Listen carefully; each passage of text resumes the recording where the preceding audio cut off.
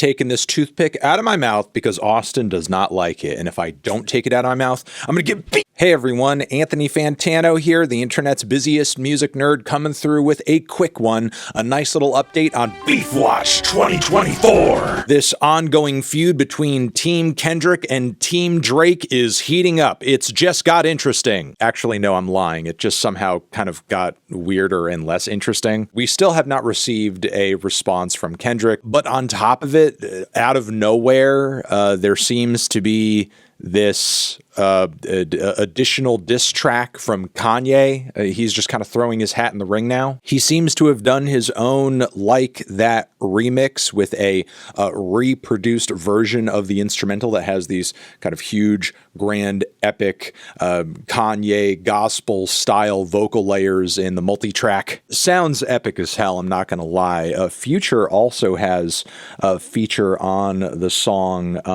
but it's kind of short.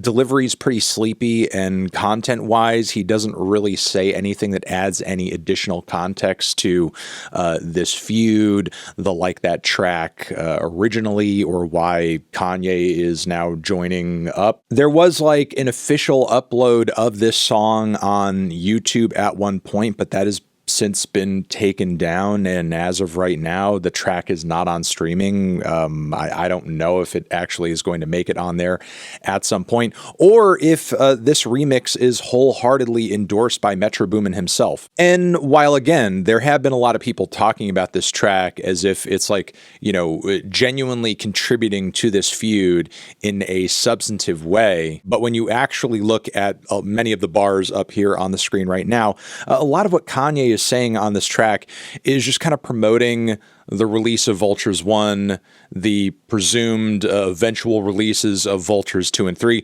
Who knows if those are going to be pushed back again, even with Kanye re-announcing another release date for Vultures 2. He kind of kicks off the track saying, Dot, I got you, as if Kendrick is tagging him in when obviously he very much is not. Somehow Kanye joining up with Kendrick for this beef is a bigger PR nightmare for him than anything Drake has said. There are some bars on this remix that don't even make complete and total sense, with Kanye bragging about Vultures being on repeat even as the album continues to fall deeper and deeper down the charts. Of the few shots Kanye actually throws at Drake and Cole, which again, does not make this a very effective diss, or, you know, Kanye tagging himself in to protect and back up Kendrick here. He's talking about Drake's deal through Universal Records and Lucian Grange, which, I mean, personally, as we do cover a lot of industry stuff on this channel, I get a lot of the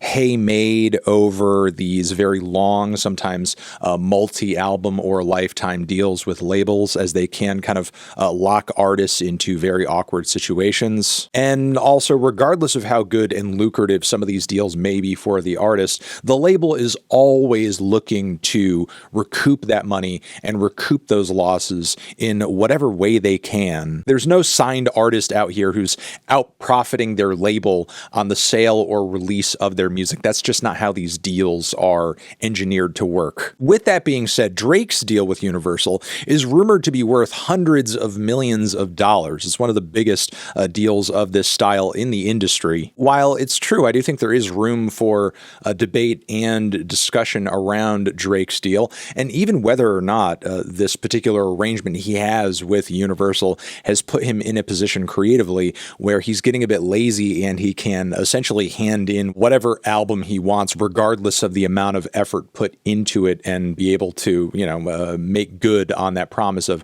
a certain amount of projects for a certain amount of money. And it's worth asking, is Kanye even a good messenger on this topic? I mean, he used to be a label guy himself, not just in terms of being a signed artist, but he also used to be the head of Good Music, as well as people who were his fans before the whole Nazi thing, remember. And Good Music, over the years that it existed, had some issues. Certain artists got put on the back burner. Tiana Taylor certainly was pretty vocal about her problems with the label, and at one point, Kanye actually promised to give give good music artists full ownership over their masters, their share of them anyway. And was there actually a follow-up on that? Did that share get passed over? I mean, if there was confirmation, correct me, but as of right now, I haven't seen it. And yeah, while it's true Kanye is independent right now, the only reason that he is because he came out as a fucking Nazi to the entire world, and no label is going to work with him. I am.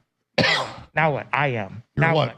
Now I'm a Nazi, Ari Emanuel. On top of that, the other major and most notable shot contained within this track is at J. Cole talking about how his music makes pussies dry, and Kanye even attached this meme to his promotion of the track. It features somebody like, getting head after saying they don't listen to J. Cole. And many people have been talking about how this is essentially a long-awaited response from Kanye in reaction to Cole kind of talking about being disillusioned with him, with his behavior, with his ego, with his creative output on the song False Prophets. If that is in fact the case, it's actually kind of sad and pathetic that Kanye is finally responding to that track now, of all times, when Cole is in his I'm at peace now era and he's likely to not respond. So really this whole remix is just Kanye using this beef to insert himself and create some promo for these records that have, frankly, a low chance of coming out. And if they do get released, they're probably going to sound like just as much of a mess as Dawn to 2 did, especially since Vultures 1 creatively and technically is one of the sloppiest and most trash albums he's ever put out. So yeah, that's a little beef side quest in the midst of all of this crap. Toothpicks going back in now that the video's coming to a close, and I think we can leave it there. Over here next to my head is another video you guys can check out. Let me know what you think in the comments about this whole situation. Beefwatch 2024 continues as the beefs get beefier. You're the best. Anthony Fantano. Beefs forever.